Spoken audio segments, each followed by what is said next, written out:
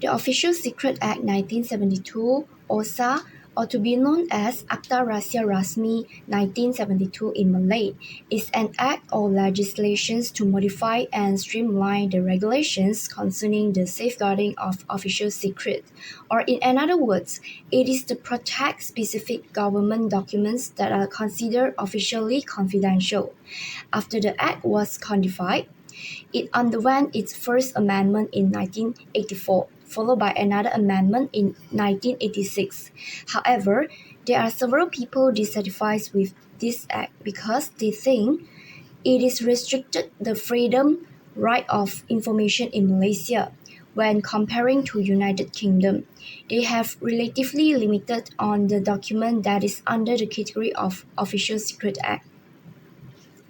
According to AGC, Seri Paduka Baginda Yang di-Pertuan Agong enacted the Act and fixed the interpretation on certain words as follow with the advice and concerns of the Dewan Negara and Dewan Rakyat. So this section, we will only list down a few key terms that will be discussed in this chapter. The first word, document. It refers to the written document or a portion of the documents. For example, including maps, plans, models, graph, or drawing, photograph, tapes, soundtracks, or any data that can be reproduced from them, either with or without any addition equipment. The next word is offense under this act. It encompasses any act or failure to act or any other conduct that is subject to punishment under this act. The third one is expression. It refers to the terms communicating, receiving, obtaining, retaining, collecting, recording, or publishing encompass the entire process of communicating. In generally speaking, it is the phrase that obtaining or retaining any article or document, including the act of making a copy or causing a copy to be made of the entire articles or documents. And also the terms communications of an articles or documents include the transfer, transmission, and also publishing of the whole or part of it of the document. Now let's look at the type of the documents in this act. The first one is top secrets. It refers to the official documents, informations, or any materials that is, if disclosed without authorizations, would result in a significant harm to Malaysia. For example, a detailed defense plan outlining the military strategies and capabilities of Malaysia. And the second one is secret. It is also known as the official documents, information, and also materials that, if disclosed without the authorizations, pose a threat to nation security, cause substantial harm to Malaysia's interests and reputations, or provide a significant benefits or advantage to a foreign country. For example, is classified diplomatic cables discussing sensitive negotiations with foreign government. The third one is confidentials. It is the official documents, informations, and materials that, if unlawful disclosed, do not directly endanger the nation's security, but could jeopardize Malaysia's interests, dignity, government's activities, or individuals. They may also cause embarrassment or for inconvenience to the administrations or be advantageous to a foreign power. For example, internal government's memos discussing sensitive policy decisions and their potential impact on the economy. And the last one is restricted.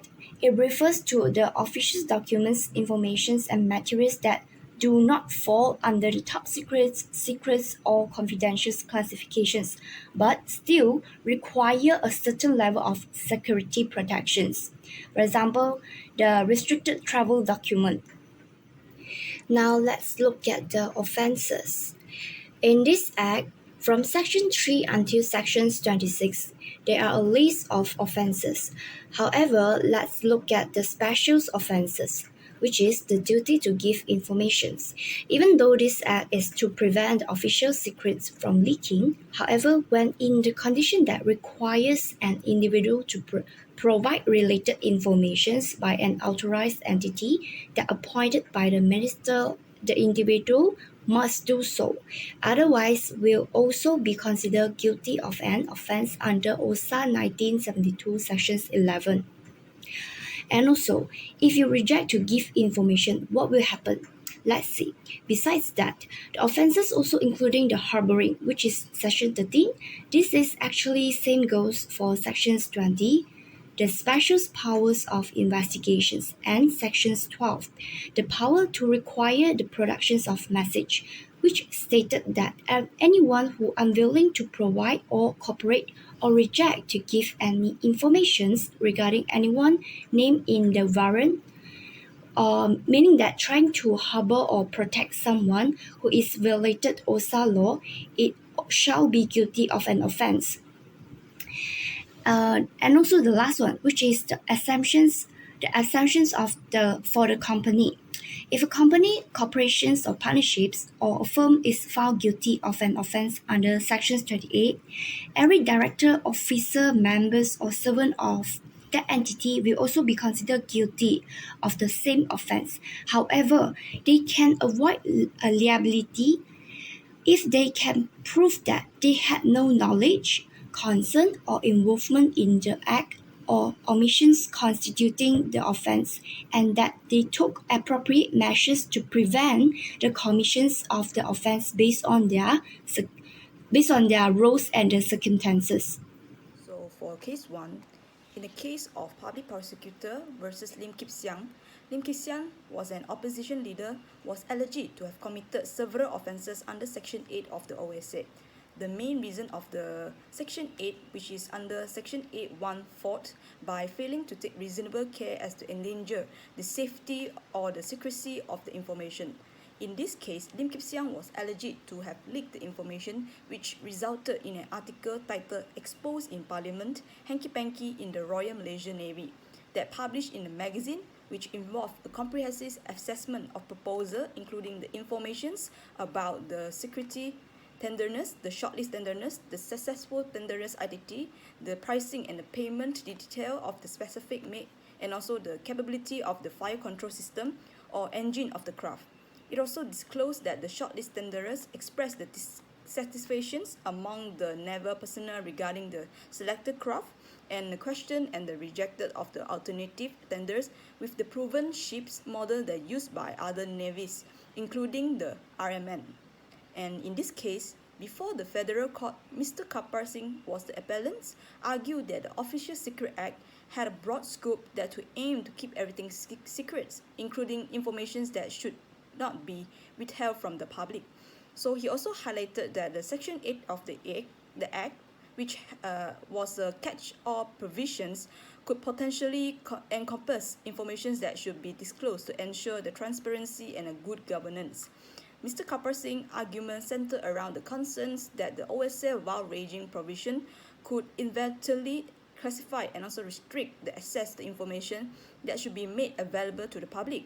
He also emphasized that it is important of the Section 8 disclosing certain information to ensure open and proper governance practice. And the federal court maintained that is the authority is to limited the interpreting and also applying the existing law rather than legislating from the bench. They also emphasized that they do not have the power to create new rights or undermine the provisions of the OSA or any other legislations. So based on the information provided, it appeared that Mr. Kapar Singh was not charged with the imprisonment in the RMN case because the court determined that the custodial sentence imprisoned was not appropriate in his case.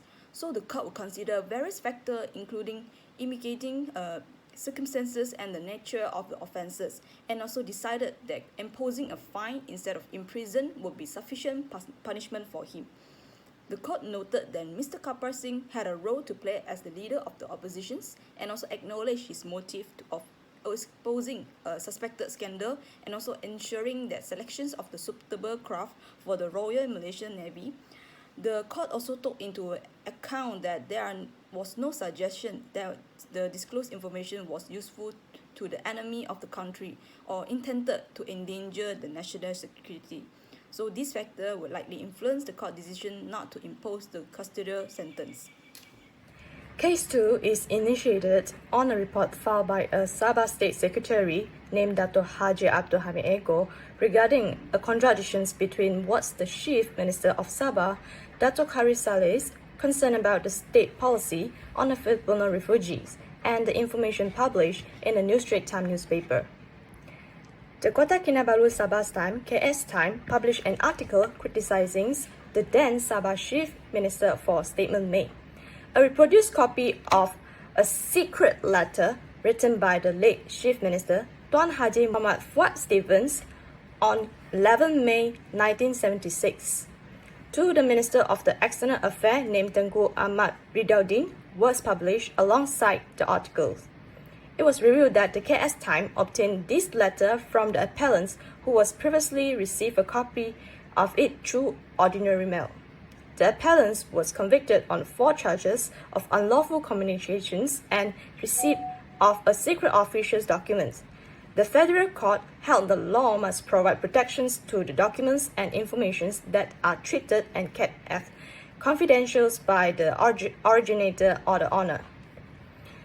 In this case, the appellant was faced for directly communicating for the aforementioned informations or as an alternative the document to a person's name Jacob Peter Bidens and was charged for indirectly communicating the same informations or as an alternative the documents to a person's name Sabidin Ghani. Moreover, he was charged for receiving a secret official information or as an alternative a secret official documents and failing to exercise reasonable care in handling the said informations or as an alternative the document respectively. On 18 August 1980, a special sitting in Kota Kinabalu has finalized the decisions on the argument made. The first argument made was the appellant's counsel contended that the both informations were that and the documents were inseparable and no longer classified as secrets as the public was already aware of the matter concerning the Philippines refugees in Sabah. However, the court disagreed with this argument and does not agree that the information or documents should be considered non-secret based of the public's knowledge.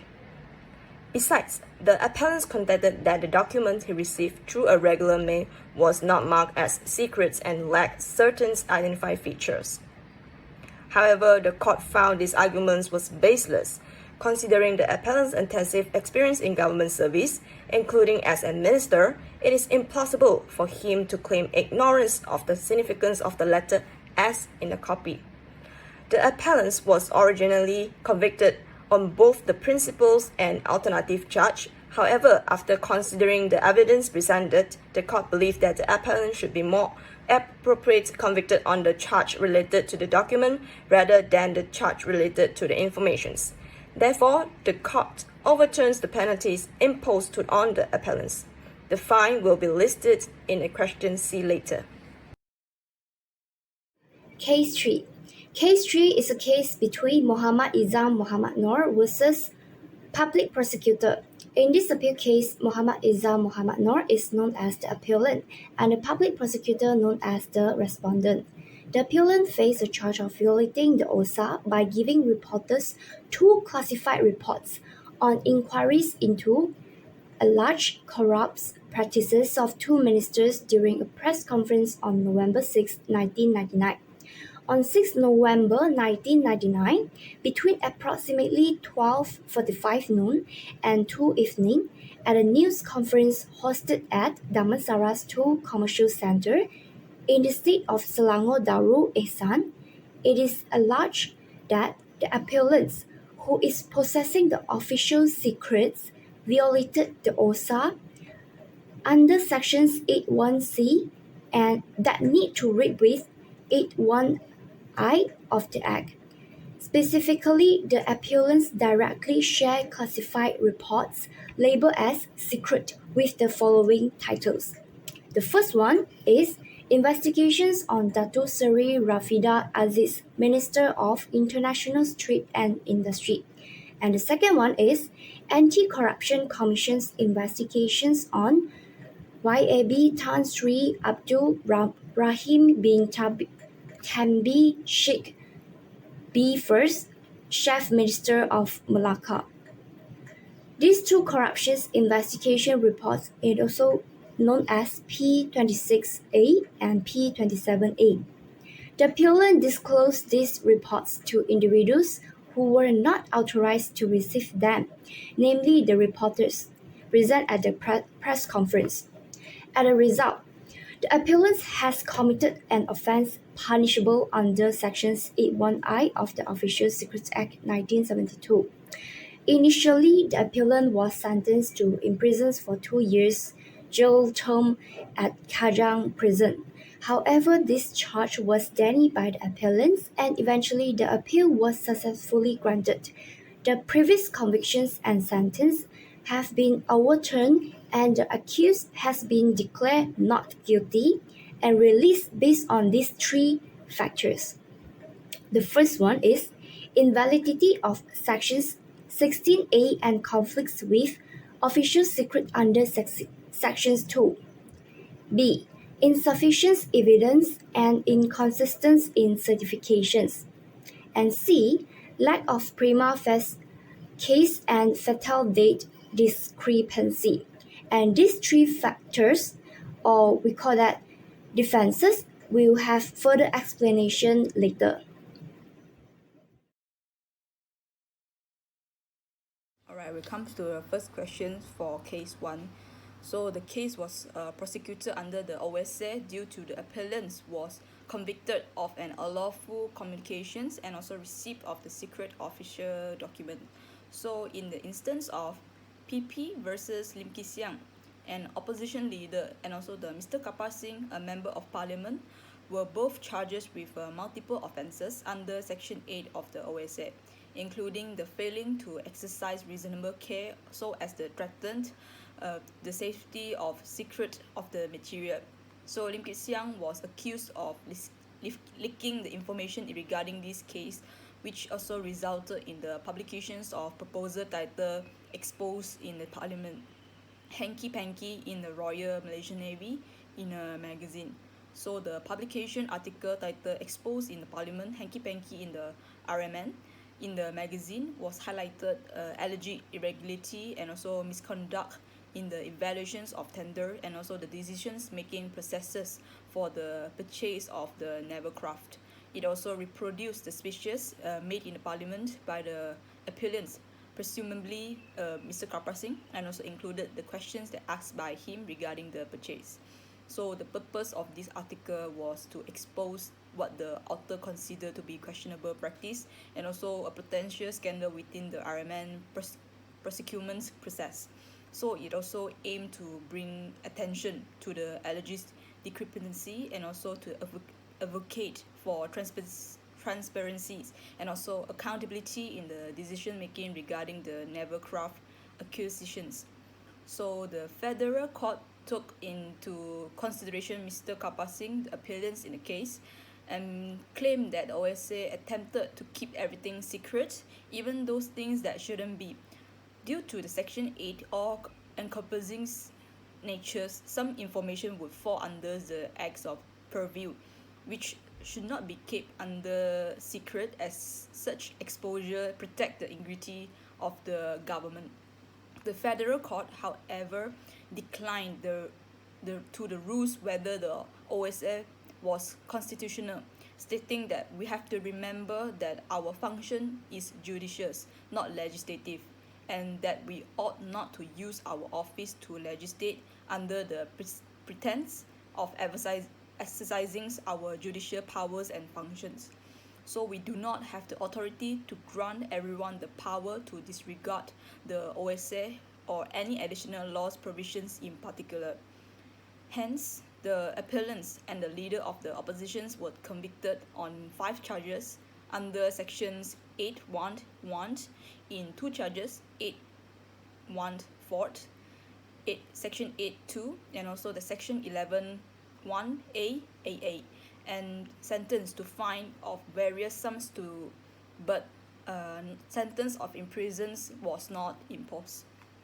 And the higher court discussed that what to be considered secret, but Because the Act did not define secret, it held that the secret official information within the meanings of the Section 8 of the Act in a really government information, the confidentiality and secrecy of which depends upon the manners in which the government treat that the information. So the court essentially give the government full authority to decide what information is secret. So anything it withhold from the public out of an abundance of conscience is not a subject to court review. So this run counter to the Frank Committee suggested the strategy. The committee defined that the four security classification: top secret, secret, confidential, and also the restricted. And these security classifications are described in a term of the harm that disclosure would inflict. Each category would indicate the varying degrees of harm, ranging from the undesirable to exceptionally grave him. Question A. The case was prosecuted under the Official Secret Act due to the appellant was convicted of unlawful communication and receipt of a secret official document. The Kota Kinabalu Sabah Times published an article criticizing the then Sabah Chief Minister for his statement on the Philippines refugee, and that included a reproduced copy of a letter written by the predecessor Chief Minister. It was discovered that the KS Times obtained this letter from the appellant, who had received a copy of it through ordinary mail. The appellant faced 4 charges related to the unlawful communications and receipt of the secret official document.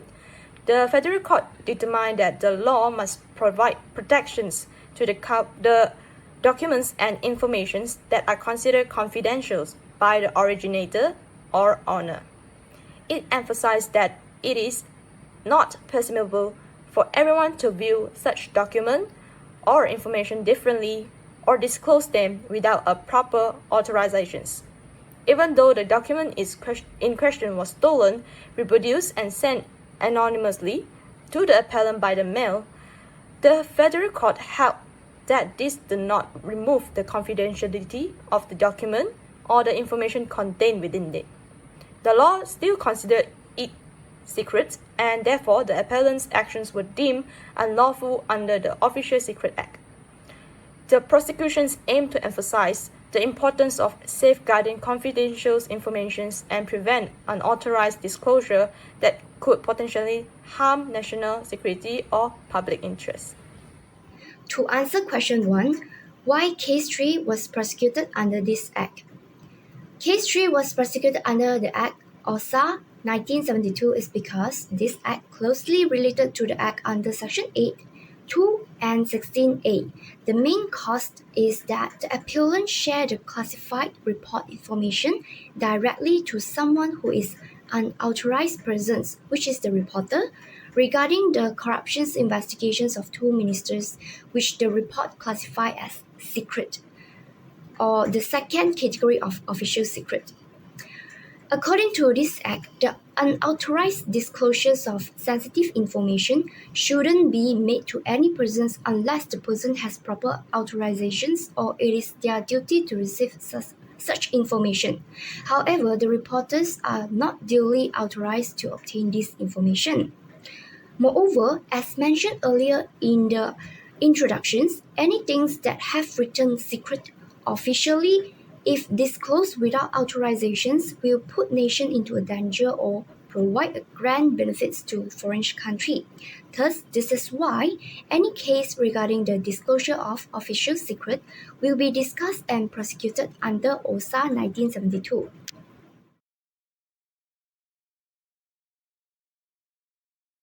Now we come to the question B.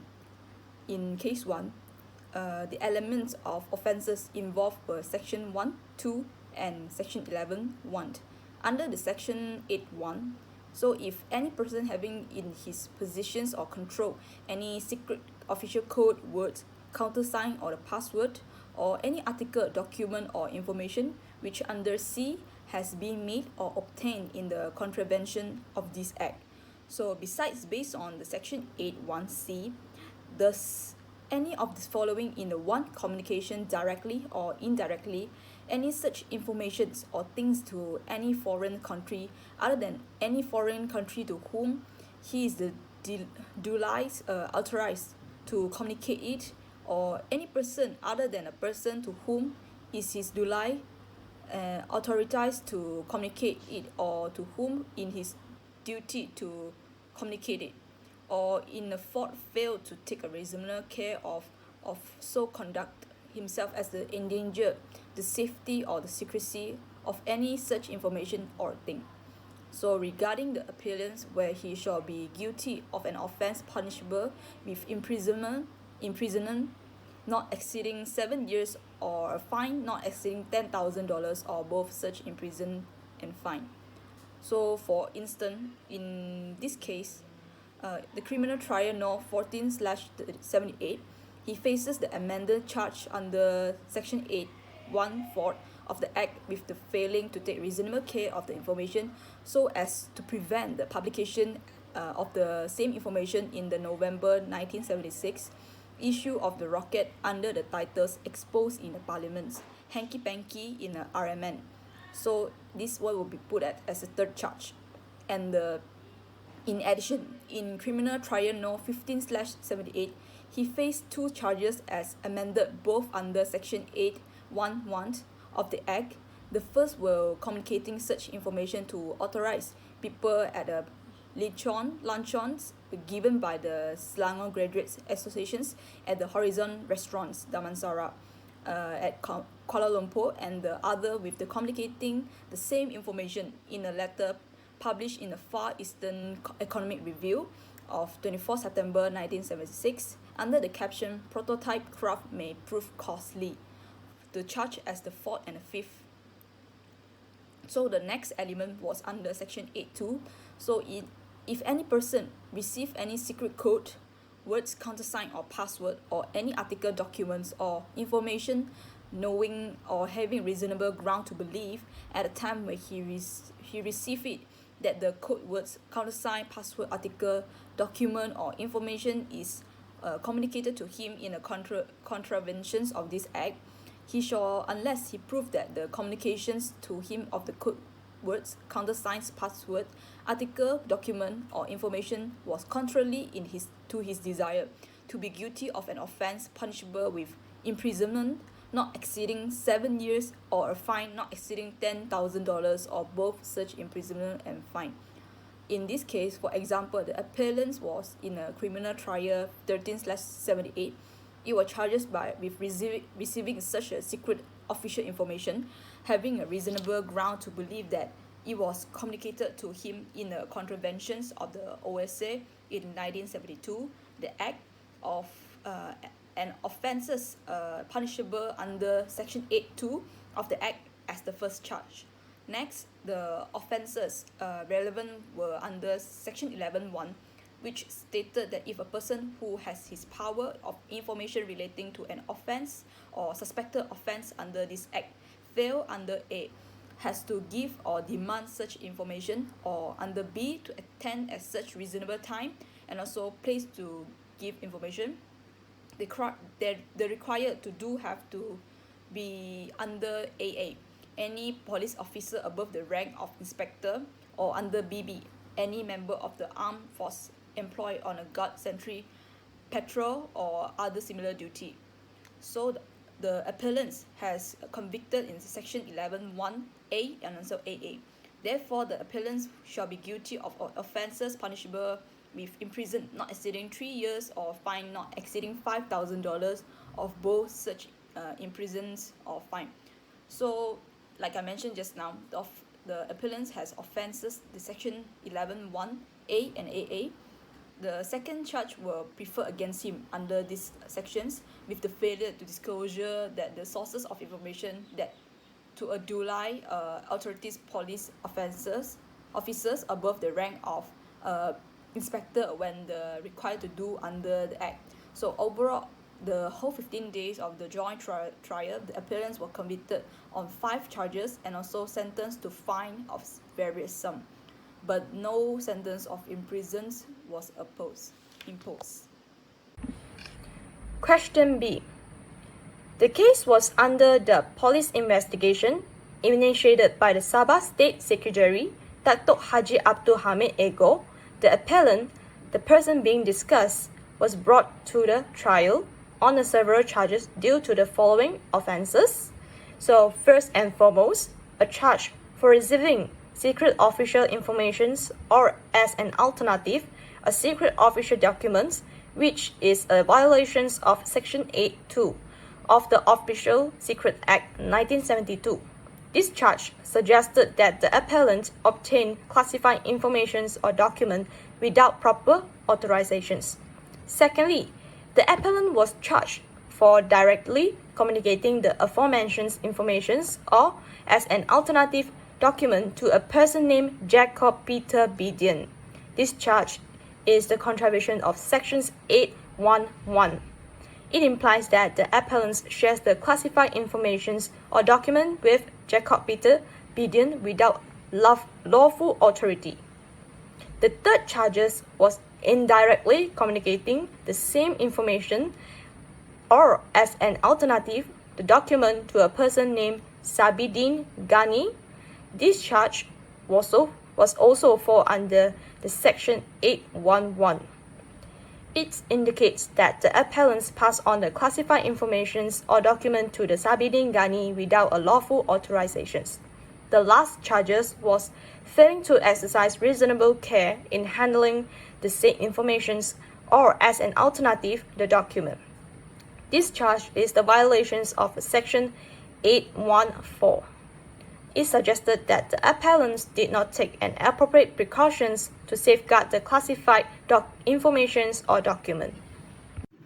In case 3, only one element of the offences included, and it lay under OSA 1972, Sections 81C, read together Section 81I, that is, the appellant communicate directly such secret minister corruption report to other than the duly authorized person, which is the reporters.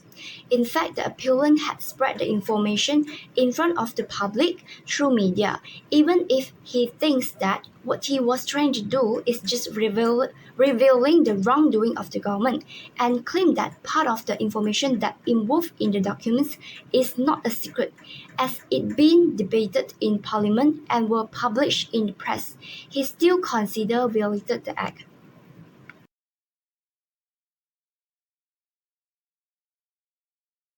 So now we come to question number C. Are there any similar elements of the offences in those cases? So certainly, yes. The cases consists of similar elements of offences contrary to the Section 8.1 of the Official Secret Act in 1972. So there are similarity in these three cases. So initially in case 1, 2 and 3, both or the three appellants were charged under the Section 8 wrongful communication, etc. of official secret. One, communicate directly or indirectly any such information or thing to any foreign country other than any foreign country to which is duly authorized to communicate it, or any person other than a person to whom he is duly authorized to communicate it, or to whom it is his duty to communicate it. So based on the case 1, it was regarding a member of parliament, Mr. Karpal Singh, and the leader of the opposition, Lim Kip Siang, who was charged with being in the possession of information related to the federal government purchase of 4 fast strike craft FSC for the use of the Royal Malaysian Navy. So the appellant was faced with 2 charges under Section 8.1. That's the similarity there. Firstly, the appellants were communicating such information to authorized persons at the luncheon given by the Selangor Graduates Associations at the Horizon Restaurant, Damansara, Kuala Lumpur. Another charge where the appellants communicate the same information in a letter published in a Far Eastern Economic Review of 24 September 1976 under the caption of "Prototype Craft May Prove Costly." So in case 2, was regarding the contradictions between the statement by the Chief Minister of Sabah and media publications of a letter to support the criticism without the indications of it being classified as a secret letter, which arouses by the appellant's unlawful actions. According to the case 2, the appellant was charged under the section 8.1 in a case that the appellant shared classified information or document with Jacob Bitter Bidians and Osabidin Gabi without the lawful authorizations.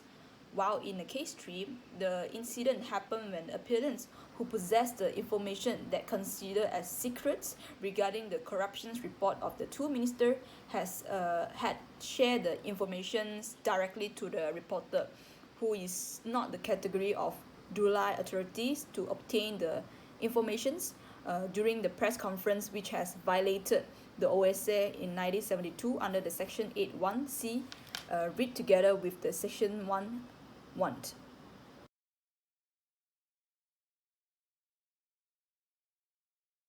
Comes to the question D in case 1. So generally the court, after reconsidering the fine imposed, they decided to make an adjustment based on the specific charges on the defendant for the appellants for 5 charges on their cases. So for the first charge, where the appellants received voluntary information, the court find no evidence to suggest that he actively sought out the information. So as the result, the fine is reduced from 5,000 to 1,500.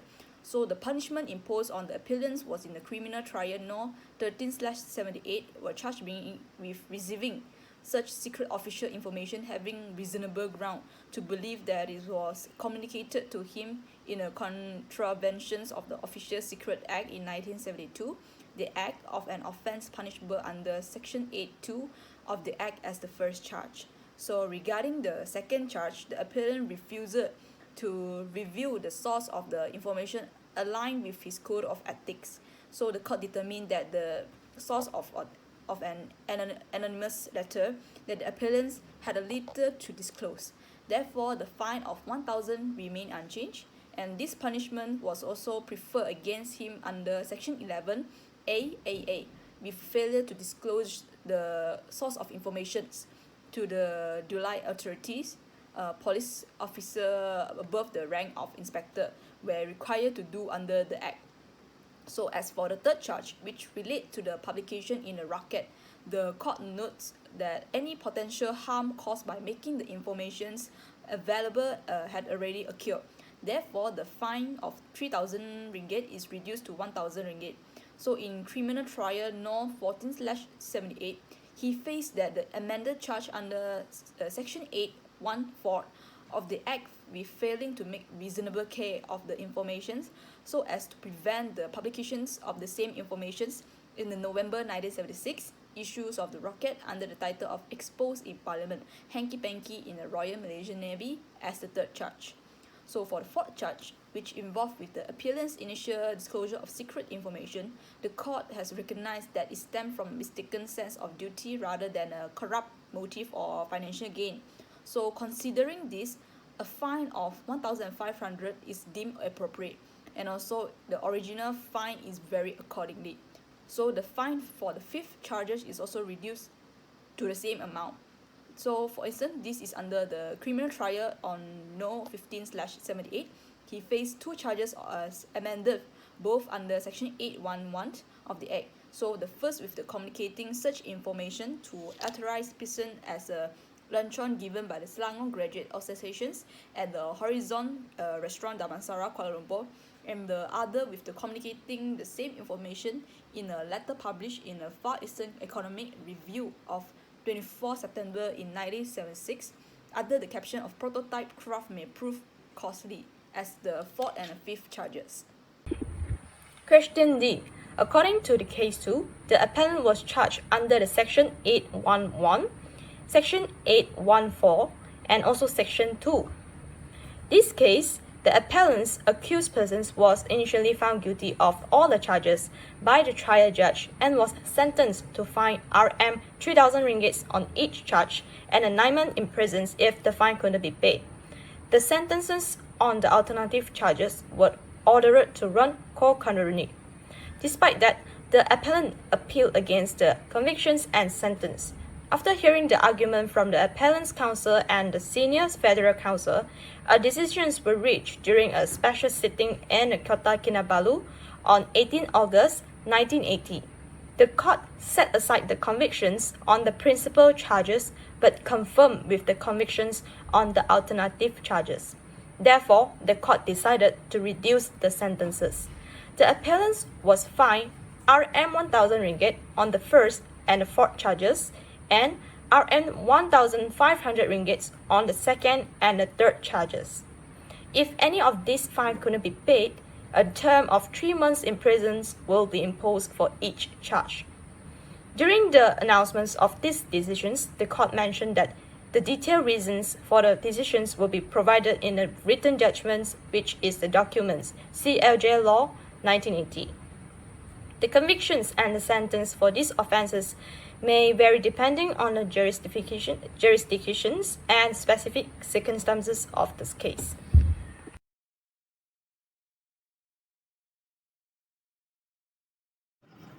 Despite three cases have the similarities elements of offences, which is they had violated the OSA 1972 under Section 8. However, due to these cases also have their own other different offences involved and different judges handle the cases. Sometimes judges can even implement their privilege to convict and make final punishment decisions. For example, like in case 1 and case 2. Thus, these cases also have different sentences involved.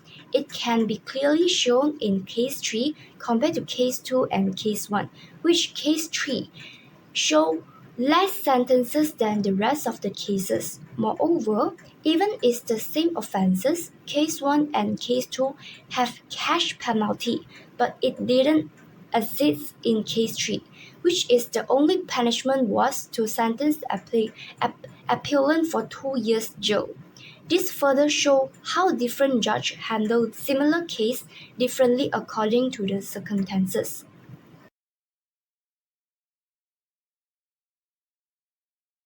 Comes to the question D in case 1. So generally the court, after reconsidering the fine imposed, they decided to make an adjustment based on the specific charges on the defendant for the appellants for 5 charges on their cases. So for the first charge, where the appellants received voluntary information, the court find no evidence to suggest that he actively sought out the information. So as the result, the fine is reduced from 5,000 to 1,500. So the punishment imposed on the appellants was in the criminal trial no 13/78 were charged with receiving such secret official information having reasonable ground to believe that it was communicated to him in a contravention of the Official Secret Act in 1972, the act of an offence punishable under Section 8(2) of the Act as the first charge. So regarding the second charge, the appellant refused to reveal the source of the information aligned with his code of ethics. So the court determined that the source of an anonymous letter that the appellants had a little to disclose. Therefore, the fine of 1,000 remained unchanged, and this punishment was also preferred against him under Section 11 AAA with failure to disclose the source of information to the July authorities. Police officer above the rank of inspector were required to do under the Act. So as for the third charge, which relate to the publication in a rocket, the court notes that any potential harm caused by making the informations available had already occurred. Therefore, the fine of 3,000 ringgit is reduced to 1,000 ringgit.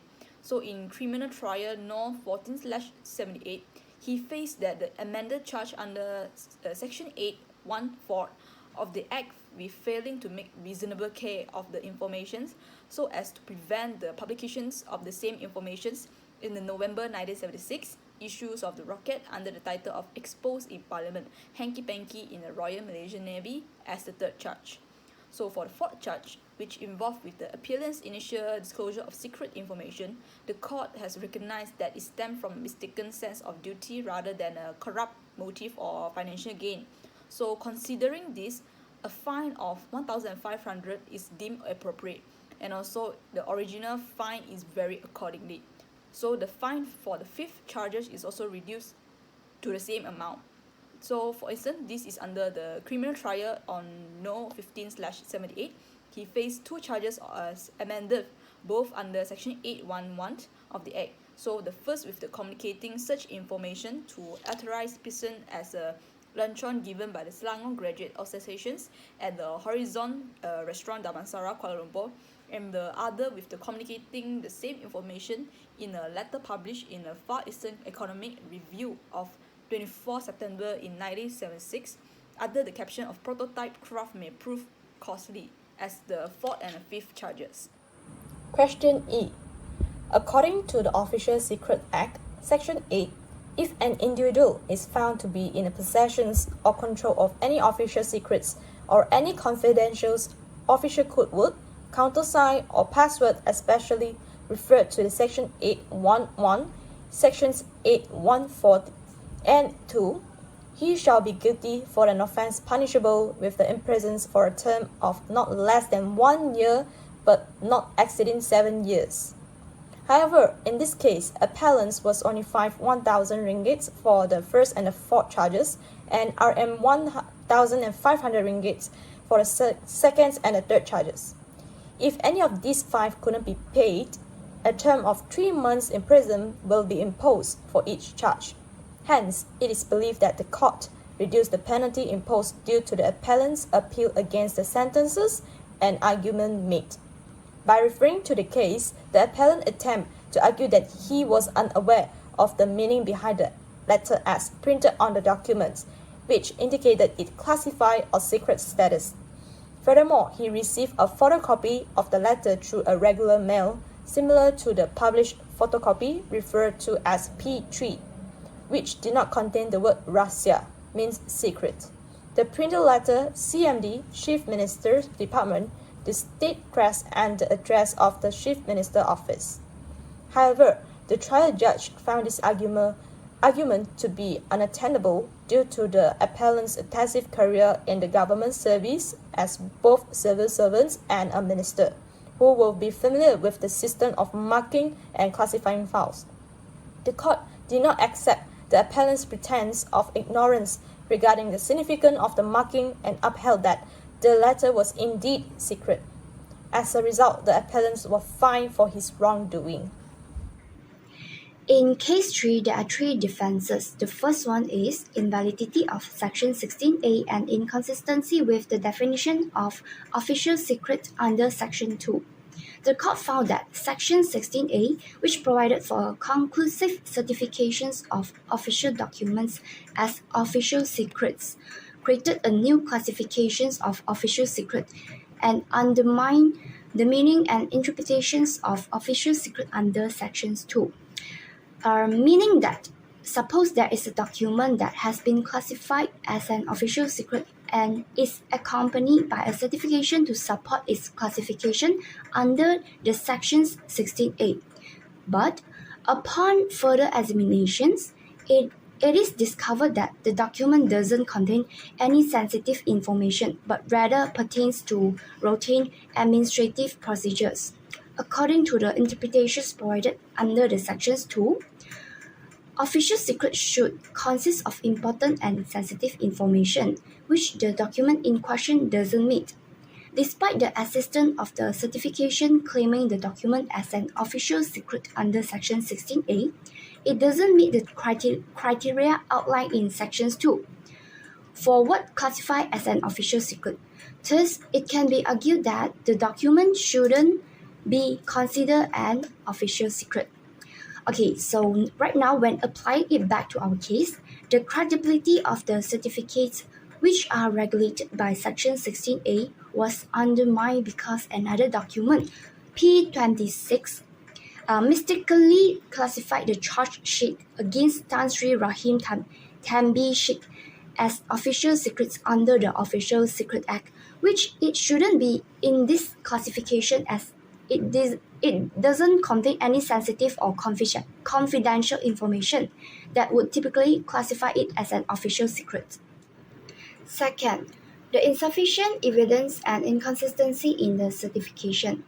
Despite the Section 16A implied that certification alone would establish the status of official secrets, it was still the prosecution's responsibility to prevent evidence proving that the 2 reporters mentioned in the charge were indeed official secrets, both when the appellant received them and during the press conference on November 6, 1999.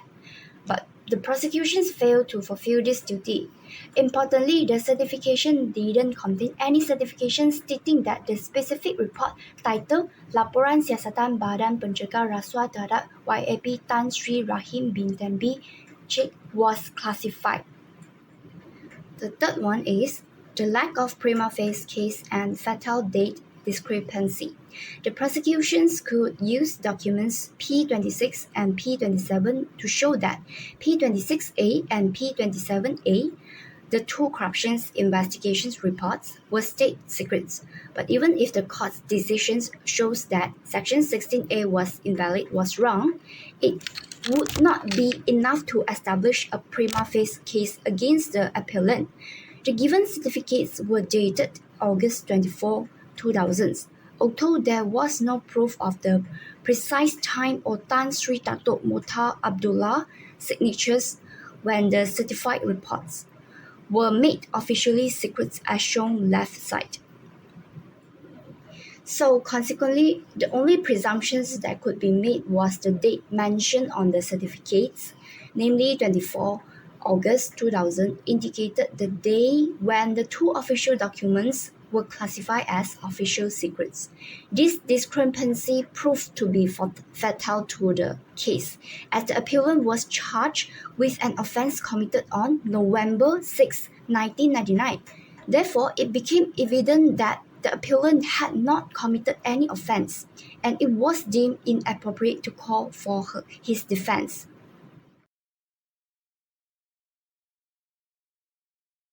The Official Secret Act 1911 1 and 2 05C28 is a piece of legislation that was passed by the British Parliament in 1911. It is intended to take the place of Official Secret Act of 1889. It states that should any person knowingly harbors any person known or have been supported to commit, about to commit, or committed an offence under this act, or knowingly allow any meetings in her premise or involving persons under his care, or any persons harboring those having committed of the offence, to disclose any relevant information to the superintendent chief of police, which it is in his power to give relative to any such person that found guilty of this charge. Provision imposed, the United Kingdom passed this Official Secret Act in 1911 as a response to the increased risk of foreign espionage, which was especially concerning during an era of naval expansion and the perspective of increasing dangers of Germany. Addingly, stringent rule and penalty, the Act has purpose to protect sensitive materials and was relevant to country defense. It was illegal to report on or draw military site, and it was also illegal to harbor anybody who is suspected to collect information, of collecting information. The Act has been revised throughout times, and its provisions now apply in United Kingdom as well as in Crown territories, colonies, and anywhere else in group where British people live. The Official Secret Act of 1963 in Republic of Ireland was the regulations that finally put an end to the practice. The Act was crucial in preserving nation's security and resolving issues relating to the appointment, both of which were addressed by its provisions.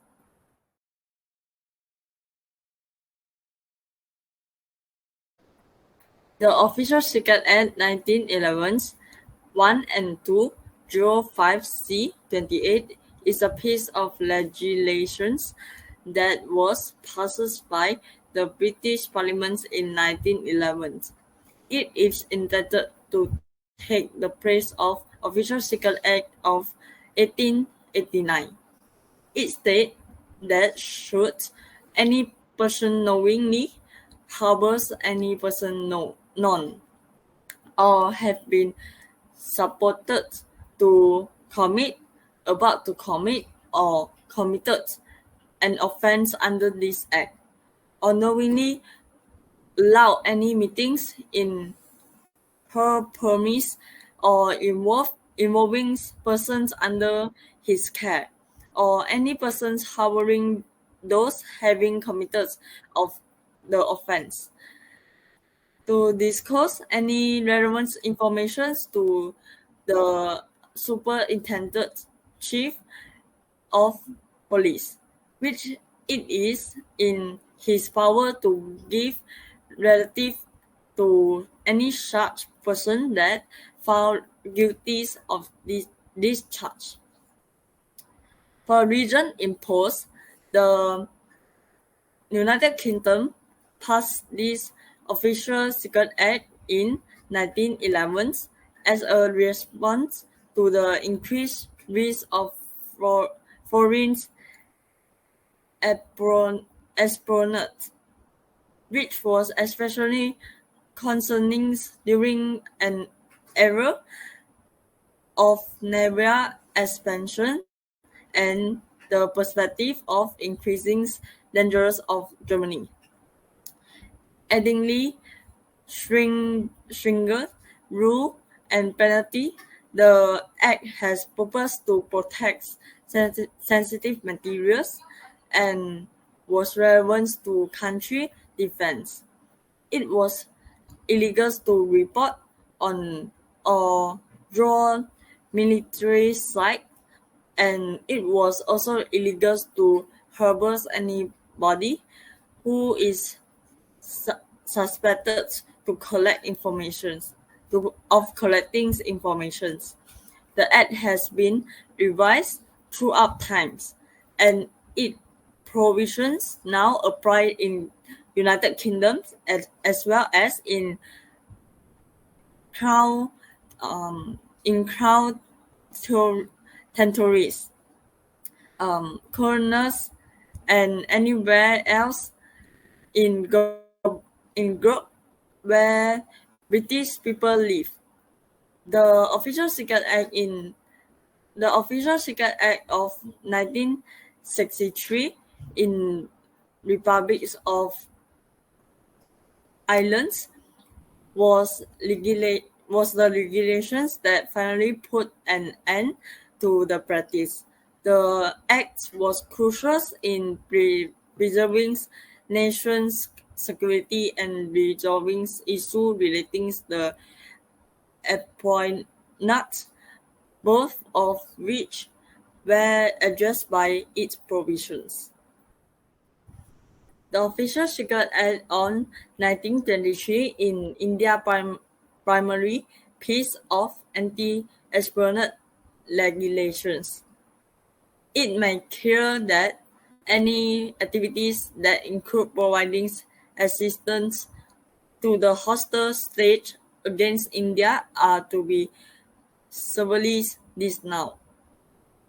Additionally, it stipulates that one is not permitted to approach, investigate, or even pass over a government properties or regions that is off limit. According to the statute, providing assistance to the state that is considered an enemy might take the form of disclosing to the adversary, drawing blueprints or models of official secrets as well as official code or passwords. The reason that they impose this act is during the time when India was under British colonial authorities. The Official Secrets of 1923 was passed into law in order to perceive sensitive government secrets and ensures the continuity safety of British administrations. The prevention of espionage and the unauthorized leakings leakings of sensitive information was the primary objective. Espionage and authorities' entry into restricted locations and the disclosure of government's secrets to the nations that are at war with the United Nations were all made illegal by this act. In the years after independence, it has stated a, a book throughout a few trees here and there. It has been argued that this might possibly impede people's right to free expressions and the press. On the other hand, the legislation has been criticized due to the potentially far-reaching ramifications that it might have for freedoms of expressions and the freedom of press. Some others think that the law provisions are too wide and it might be abused to suppress dissent or fighting those who blow the whistles on wrongdoing. The statute has been seen as a means of respecting information that would be humiliating or harmful the governments in some way. The legislations provide the British government with substantive new powers, including the abilities to control the transfer of official secrets and limit admissions into the restricted government place. Activities such as approaching, examining, or passing over forbidden governments installations or regions become illegal as a result of these legislations. It was also considered a criminal offense to disclose to the adversaries any blueprints, plans, or models of state secrets, as well as any official password or codes.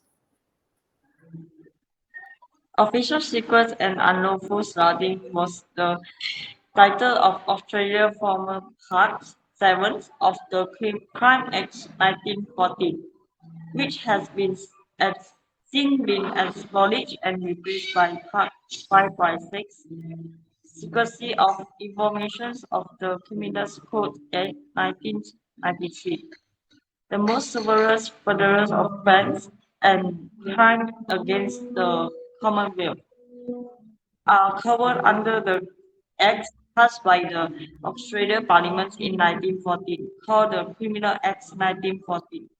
The Act is known as Criminal Act. The Act is known as Crime Act. Since the majority of criminal law in Australia is and continues to be handled by the state and territories rather than the federal levels, it was the first significant piece of federal criminal legislation to be enacted after the Federals of Australia in 1901. The occurrence with the Crime Act 1914, the minimum age of criminals' responsibilities for Commonwealth crime is 10 years of age. Section 4M of the Crime Act states that a child who is less than 10 years old cannot be held accountable for the acts that violate to, to, to the law of the Commonwealth. Sections 4 and 1 state that a child who is 10 years old or older but is under 14 years old can only be held liable for an offense against a law of the Commonwealth if a child knows that he or her conduct is wrong. And sections N2 specifics that whether a child know of his or her conduct is wrong is one of the facts. The prosecutions that the burdens of establishing the kids has the abilities to know that the act or omissions was one that they caught not to do or not to do or do. It might be done by utilizing evidence such as medi- medical records, school reports, any police interviews with a child, or any similar things.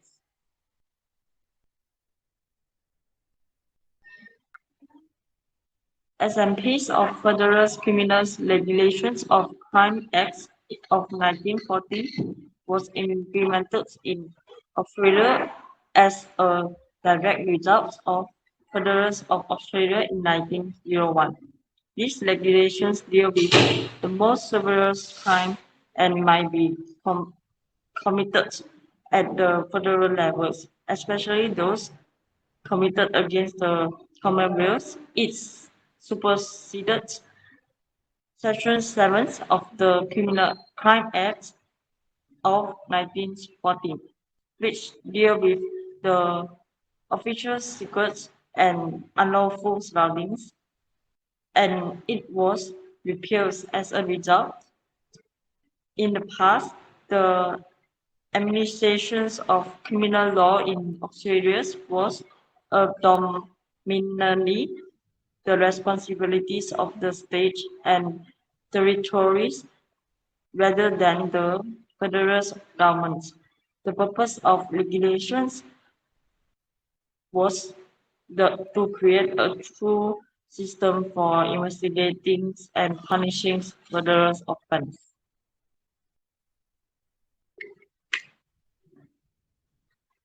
In addition to that, the purpose of the timeline is to record the significant turning point in Commonwealth criminal law. According to the Constitution, the Commonwealth Parliament does not have the board's authority to pass the law relating to criminal offence. The Constitution of the states and territories place its responsibilities on their respective governments to act law to ensure the peace, orders, and significant administrations within their respective authorities. They have boards of authorities to maintain public orders and safety guides to people who live in their state, as well as the properties they own.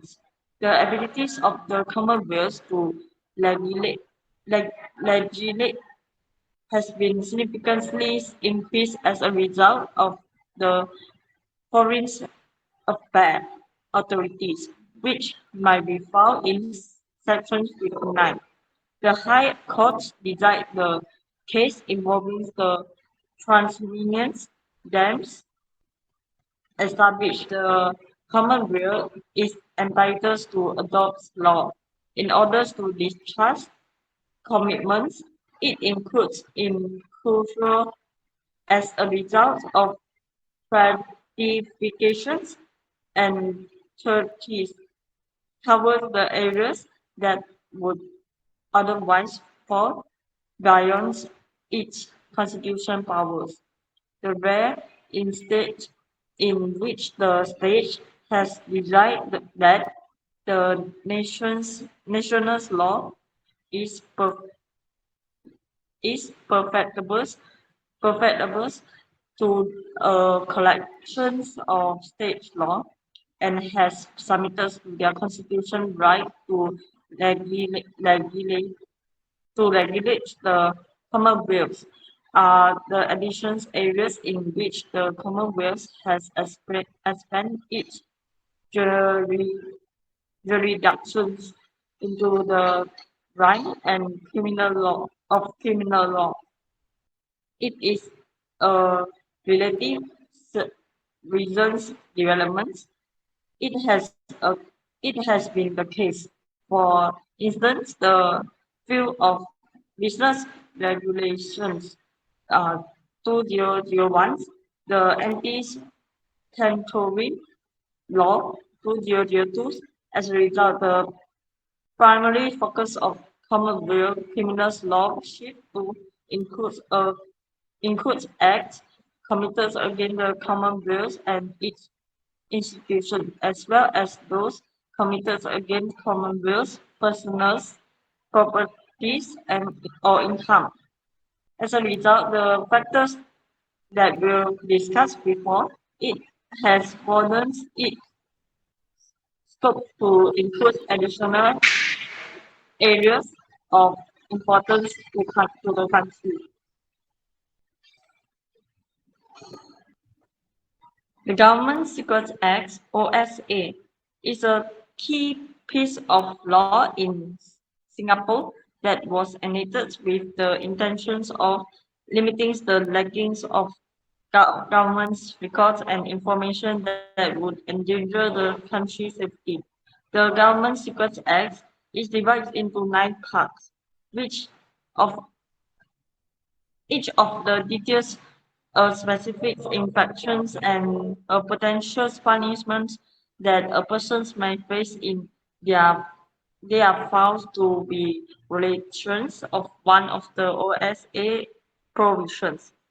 The introduction offers a summary of the most serious offences that are punishable by the OSA, such as the regulations discussing sensitive information, legalities, receiving secret information, and engaging the espionage. The governments of Singapore take the tough positions on the preservation of secret information in order to defend national security interests. And the OSA play an important role in ensure the confidence of classified materials is preserved. The need of maintaining both national securities and confidence of sensitive information in Singapore was the reason that the Singapore's imposed this act. And the OSA has is a key piece of law that considers 19 sections that explain the numerous offences that related consequences of persons who violate these provisions. These offences and penalties are outlined in details in OSA. The principal's object is to foster the unauthorized disseminations of government papers and information that, if laggings, may be put the Singapore's nation's securities in interest at risk. The OSA create a district offense that associate with the illegal transfers of private materials, the receipt of secret information and participations of espionage operations. By making certain behaviors illegal, the government of Singapore hopes to discourage certainties from disclose sensitive information that may endanger the nation's securities or interests. The one of the government's five primary goals is the one of the government's primary goals. The confidential of sensitive information and uncompromised operations of Singapore securities machines are both important to the country of the Singapore. The Official Secret Act is important to regulations frameworks that give the governments to the abilities to bring criminal charges against persons who violate the secrecy of officials' records or participants in the actions that have a potential to compromise nation securities. The Oversight Service Authorities (OSA) sent a clear message that the unwarranted disclosure of personal information will not be permitted, and that the government is dedicated to protect the Singapore interests by setting strangers friend by setting strangers permits to for offence of the kinds and by ensuring the permits are enforced strictly.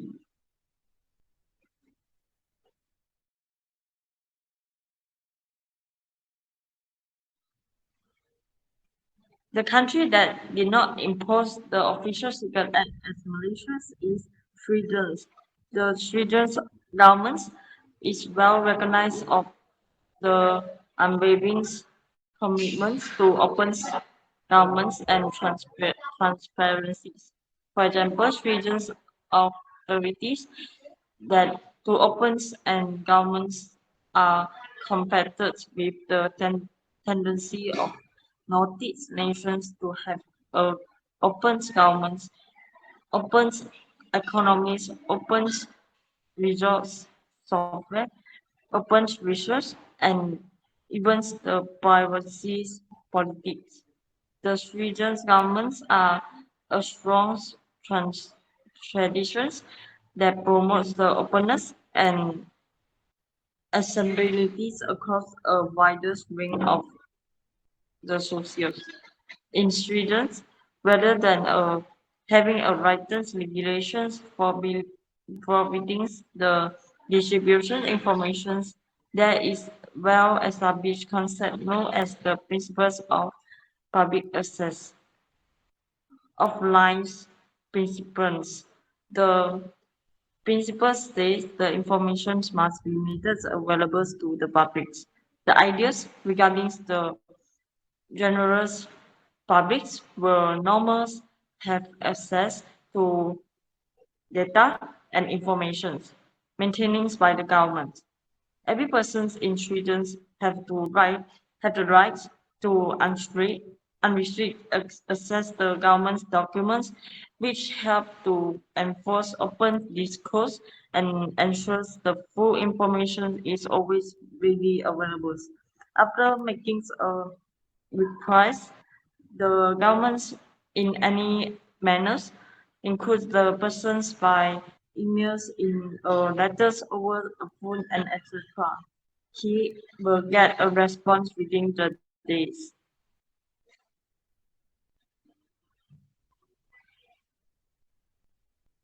Another country is United States of Americas, USA. Both freedoms and the press and the freedom of speech are the important components that demonstrate the democratic country socials in the USA. And the first emitters of the constitutions of United States protect both of these fundamental rights. 2017 publishing titles freedom of speech, its origins and the first emitters and limit the spikes of the facts that include the provisions that are similar to those found in the Official Secret Acts. In the Espionage Act of 1917 does not apply in the United States, since it against the law for anybody to disclose confidential information about the cryptographies, exponents, or etc. due to the provisions and of the first emitters. The exponent statutes may only consider a official secret act in regards to information mentions subjects, despite the fact that superior counters have ruled that some provisions of the Espionage Act violates the constitutions. The majority of the law continues to be enforced and in its current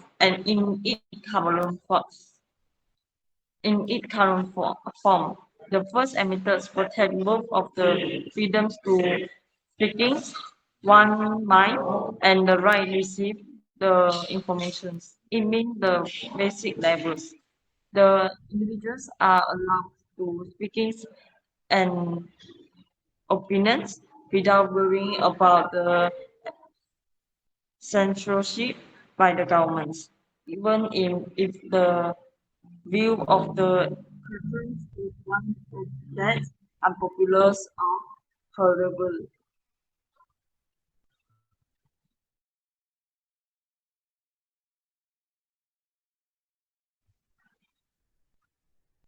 The similarity of Malaysia Official Acts 1972 and the Official Secret Acts of the United Kingdom, India, Australia, and Singapore.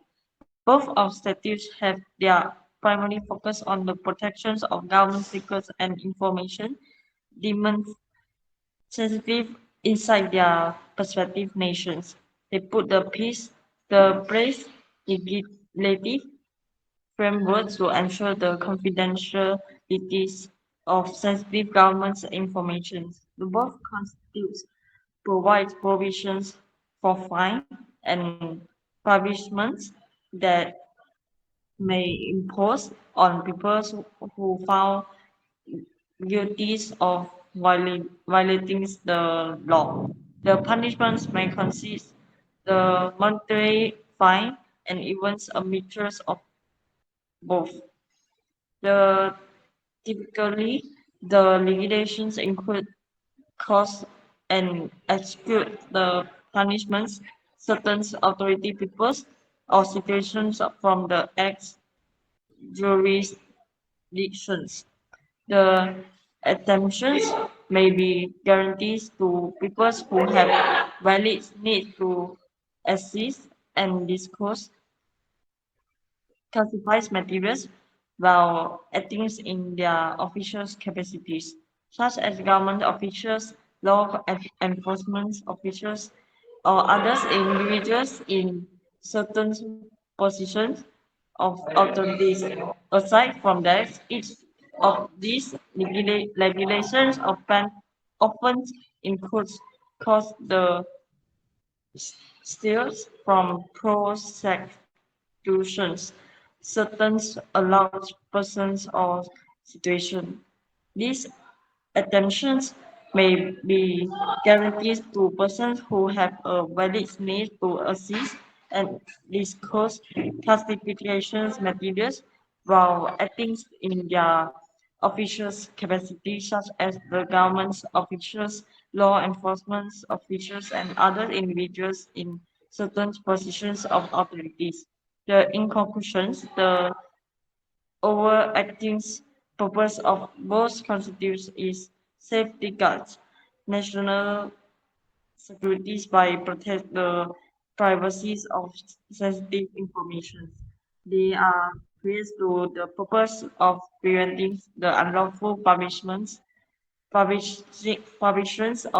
information that has potential to dismantle the interests of the nation of the undermine the security.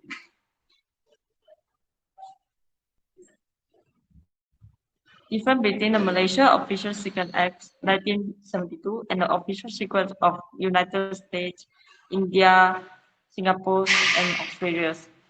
As an example, the Official Secret Act of 1911 in the United Kingdom was passed during the early part of the 20th century, but the Official Secret Act of 1972 of Malaysia was passed a significant amount of time later. The history backdrop and the particular circumstances that surround each of these acts lead to discrete outcome and the regulations and establishments of these acts of each of these acts. Since the two acts is independent piece of law in different nations, they fall to the legal systems and the traditions of countries in their enacted. In in order to with this, the structures, language, and the legal processes may also be different. In addition, the legal processes for investigating and prosecuting crime that committed in the violations of each statutes is not the same with in the any every nations, and it possible that the relevant agency that responsible for the enforcement, investigations, and the prosecutions use restricts legal frameworks, rule, and practice in their daily day-to-day operations. The Act seems to have difference in the number of other perspectives as well as include the type of the information that they covers and the type of business who they applies. The two constitutes includes the different definitions of official secrets and the different type of the information that protected by each nation. The borders between two activities is sometimes difficult to distinguish each since there are no universal accept concept of the classified materials shall be stored and prioritized. In addition, it possible that the Act's provisions and exclusions would not be exist to the same. The possibilities of Malaysia's precise exclusions for provide approved persons or situations, as well as other nations' process for legitimate discourse and exist to the state secrets would be different.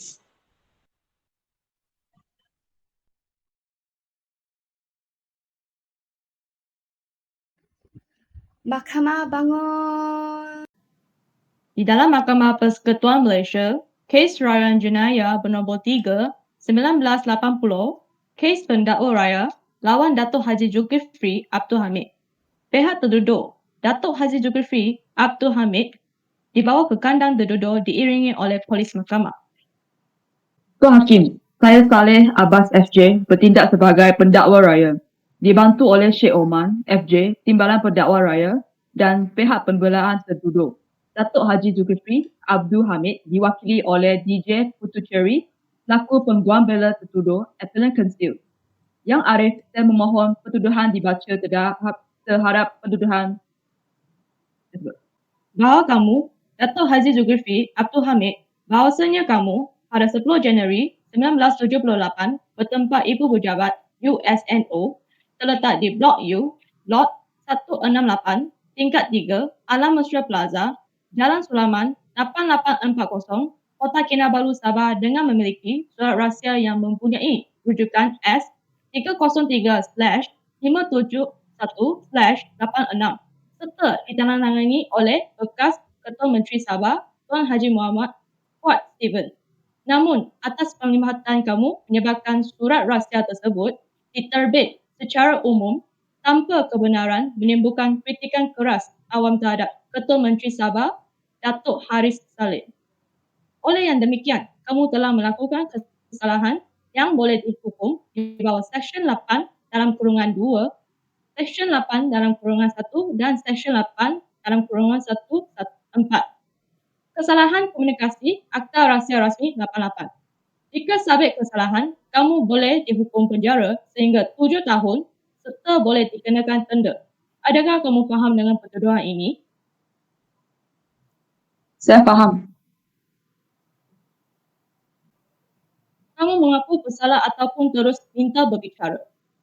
Saya mengaku tidak bersalah dan meminta berbicara. Baiklah, pihak pendakwa raya, adakah kamu bersedia untuk prosiding selanjutnya?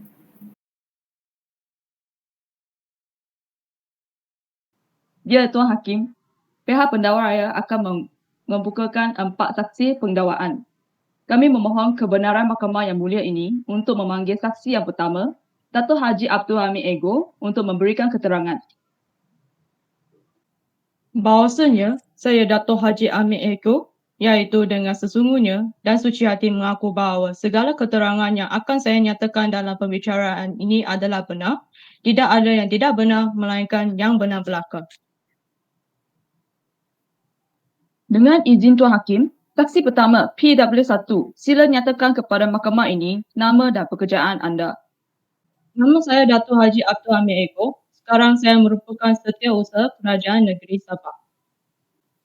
Jadi, apakah tujuan saksi pertama hadir ke mahkamah pada hari ini? Tujuan hari ini adalah untuk memberi keterangan mengenai kes menyebabkan surat rahsia S303/571/86 diterbitkan di halaman muka Pro UNSO, Kinabalu Sabah Times. Baik, bolehkah saksi pertama menjelaskan secara terperinci tentang bagaimana surat rahsia tersebut disimpan dan siapakah yang sahkan surat tersebut?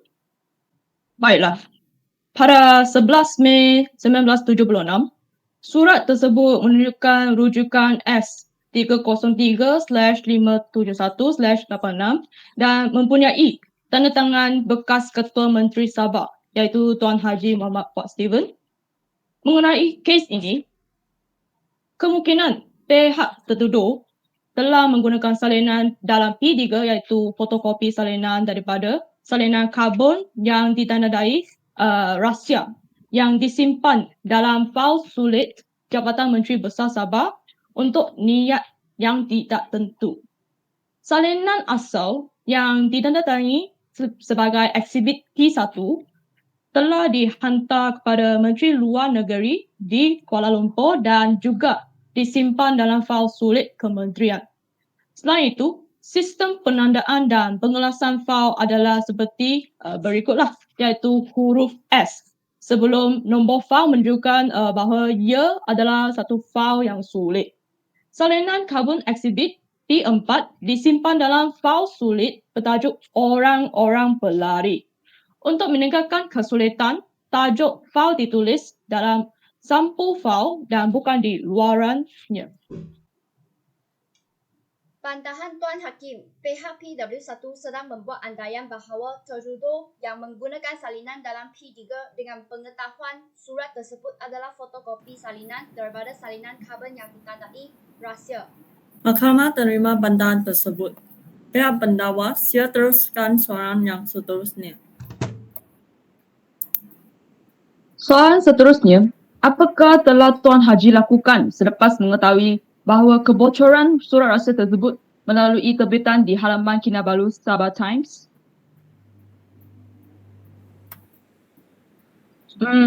Selepas kejadian kebocoran surat rahsia tersebut, saya terus menyoal ke semua 7 ahli kaki tangan yang tersebut bagi menentukan punca kejadian yang berlaku.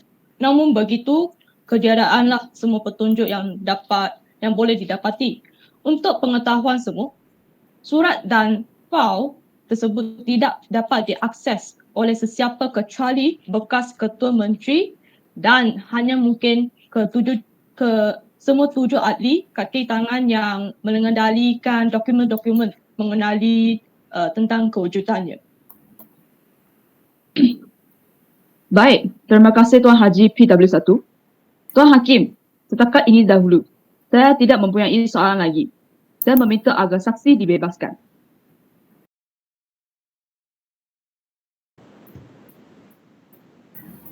Baiklah, pihak penggugat belah. Adakah kamu telah bersedia untuk prosiding seterusnya? Ya, Tuan Hakim. Saya akan mengemukakan tertuduh dalam pendakwaan. Kami memohon kebenaran Mahkamah Yang Mulia ini untuk memanggil tertuduh Datuk Haji Zulkifli Abdul Hamid untuk memberi keterangan.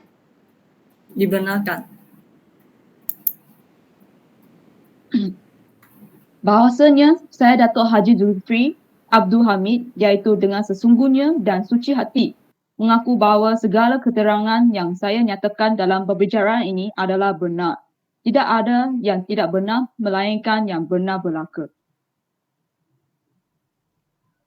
Tertuduh Tuan Haji Zulkifli, bolehkah anda jelaskan apa yang hanya tercatat pada salinan fotostat yang diterima? Saya menerima salinan surat rahsia itu melalui pos biasa dan seperti salinan foto seperti yang disiarkan dalam P3 sendiri dan salinan fotostat itu tidak mengandungi perkataan rahsia mahupun membawa surat pencetak CMD mahupun lambang negeri dan alamat. Walau bagaimanapun, ia ada menunjukkan rujukan S303 palang 571 palang 86. Hal ini kerana salinan itu tidak ditanda perkataan rahsia, oleh itu salinan tersebut tidak boleh dikenali sebagai rahsia. Maksudnya Tuan tertutur bahawa kamu tidak tahu salinan tersebut adalah satu surat rasmi. Betul? Ya, apa yang telah saya luahkan adalah benar. Bantahan Tuan Hakim tertuduh sebagai timbalan pemimpin perbankan UNSO, iaitu mempunyai pengalaman dalam perkhidmatan kerajaan. Bagaimanakah beliau tidak mengetahui kepentingan huruf S tersebut merujuk kepada S303 palang 571 palang 86 yang dicetak pada salinan tersebut? Bantahan Tuan Hakim, pernyataan yang dikemukakan oleh Tuan Haji membuat andaian bahawa tertuduh menyiarkan salinan sewenang-wenangnya sahaja. Dengan kaitkan jawatan, itu cuma andaian yang tidak berasas. Pandangan pendakwa ditolak. Pihak penggugat belah, siap teruskan soalan yang seterusnya. Pihak tertuduh, adakah kamu tahu siapa yang menghantar salinan surat rahsia dalam P3 melalui pos biasa kepada kamu? Tidak, saya tidak tahu identiti orang yang menghantar salinan tersebut. Baiklah, Tuan Hakim, saya tiada soalan lagi. Tuan Hakim, izinkan kami memohon kebenaran Mahkamah Yang Mulia ini untuk memanggil saksi yang kedua, PW2, Encik Jacob Peter Pidiet, untuk memberikan keterangan. Bahawasan saya iaitu Jacob Peter Biden dan sesungguhnya dan suci hati mengaku bahawa segala keterangan yang akan saya nyatakan dalam pembicaraan ini adalah benar. Tidak ada yang tidak benar, melainkan yang benar belaka. Dengan izin Tuan Hakim, saksi kedua PW2, sila nyatakan kepada mahkamah ini pekerjaan anda. Saya merupakan seorang ahli belia UNSO dan saya juga terlibat sebagai staf secara pengarah articles Harris Open Policy untuk on refugees under fire Kinabalu Sabah Time. Jadi, apakah tujuan PW2 hadir ke mahkamah pada hari ini? Untuk memberi keterangan bagaimana saya memperoleh surat rahsia S303/571/86. Baik, bolehkah saksi kedua menjelaskan bagaimana ia berlaku secara terperinci? Ya, pihak tertuduh dan Sabidin Skandi yaitu chief editors yang menggunting artikel itu. Mereka lah yang memberi saya surat yang diterbitkan dalam P3 adalah salinan foto dalam saiz yang lebih kecil daripada salinan fotostat.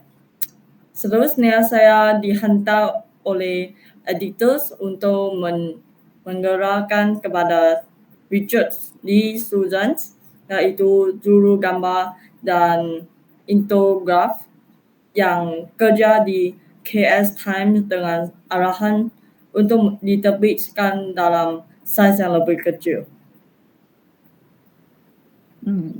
Maksudnya, selain daripada kamu, terdapat dua pihak lagi yang terlibat dalam penerbitan surat rahsia ni kan?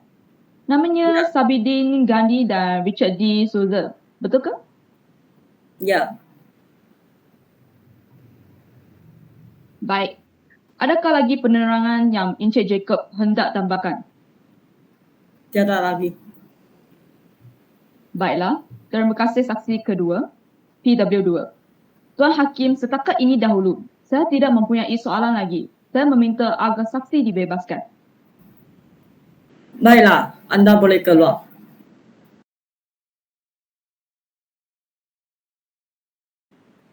Izinkan saya Tuan Hakim.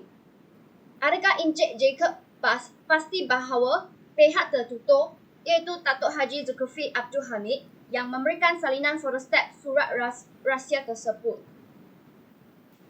Ya, saya pasti beliau yang memberikan salinan tersebut kepada saya. Baik.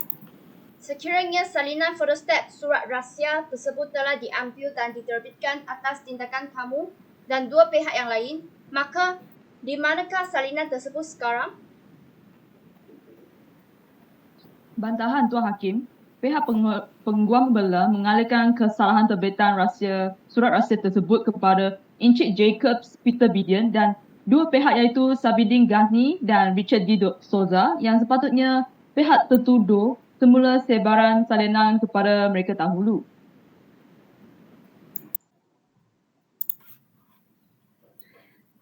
Bantahan ditolak.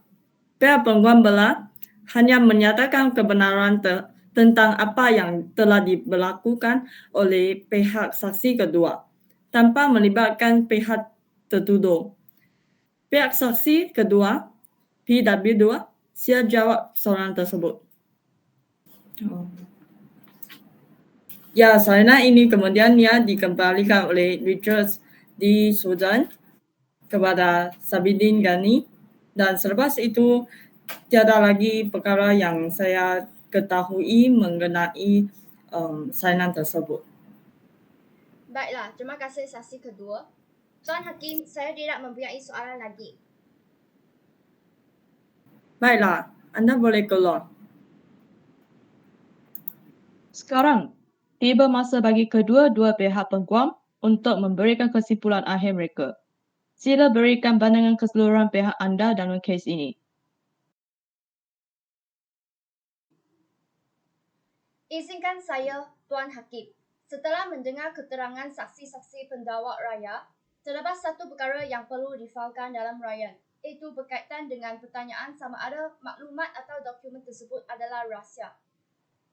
Saya bagi pihak tertuduh mengemukakan bahawa maklumat dan dokumen surat rahsia tersebut tidak boleh dipisahkan dan fakta tersebut tidak dijadikan rahsia lagi atas sebab berkaitan dengan pelarian Filipina di Sabah yang yakin diketahui secara umum sebelum ini.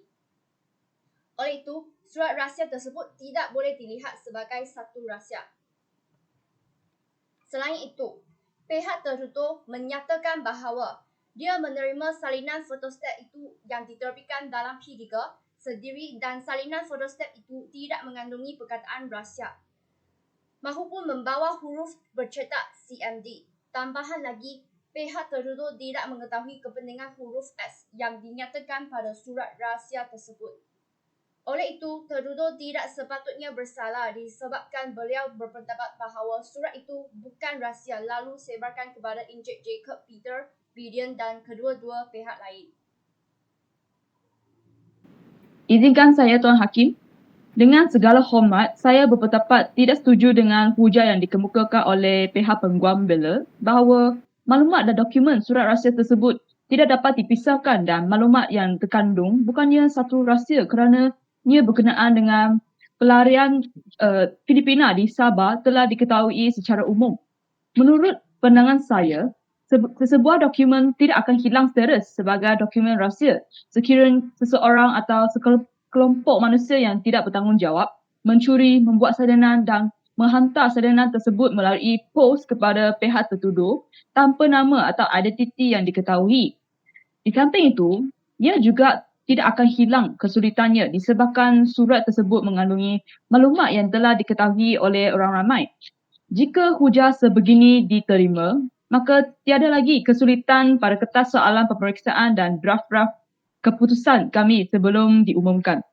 Hal ini demikian kerana maklumat yang terkandung dalam boleh diakses dan dicari secara terbuka di buku teks, majalah ataupun akhbar.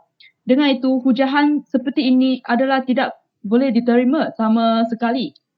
Dalam kes ini, terdapat beberapa alasan dan bukti yang menunjukkan pihak tertuduh telah melakukan kesalahan yang pencegahan dalam Seksyen 8 Akta Rahsia Rasmi 1972, Akta 88, iaitu Seksyen 8 dalam kurungan 1 dan dalam kurungan 4 dan Seksyen 8 dalam kurungan 2. Antara bukti yang didapati adalah keterangan saksi kedua, Jacob Peter Bidian, dan pihak-pihak yang dinyatakan oleh Encik Jacob mengakui bahawa beliau menerima salinan fotostat mengenai surat rahsia yang ditulis oleh bekas Ketua Menteri Sabah, Tuan Haji Muhammad Kwok Stephen, daripada pihak tertuduh, Datuk Haji Jusri Abdul Hamid, maka ia menunjukkan niat untuk membangkitkan kritikan dan kalangan rakyat terhadap Ketua Menteri Sabah terkini. Seterusnya, saya berpendapat bahawa dengan pihak tertuduh yang menerima salinan fotostat tersebut yang sebenarnya mempunyai pengalaman dan dalam perkhidmatan kerajaan, pihak tertuduh semestinya tahu bahawa dokumen itu merupakan dokumen rahsia.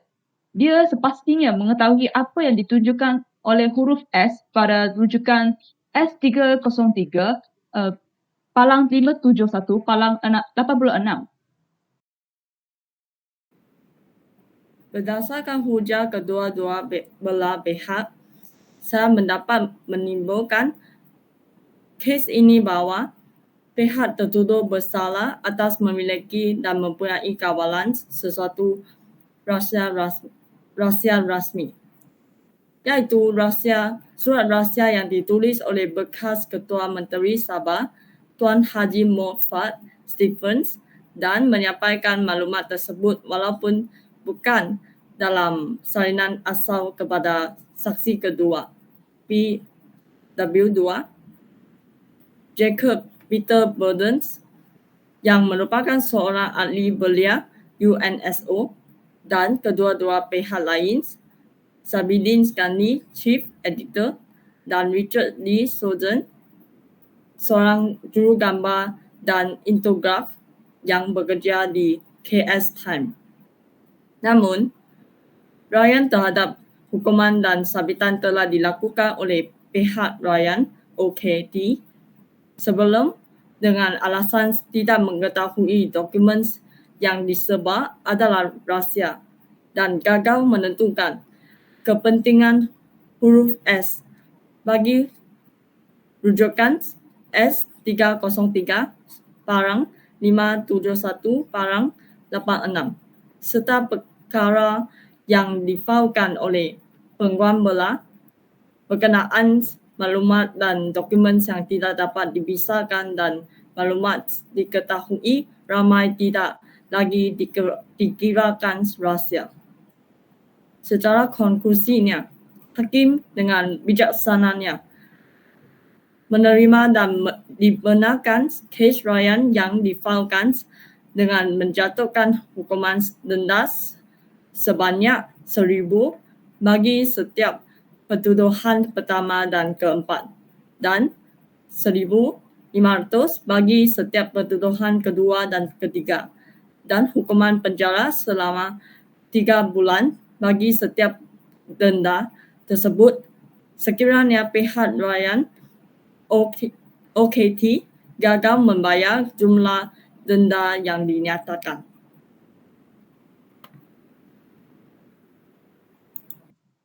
Semua berdiri dan berundur diri.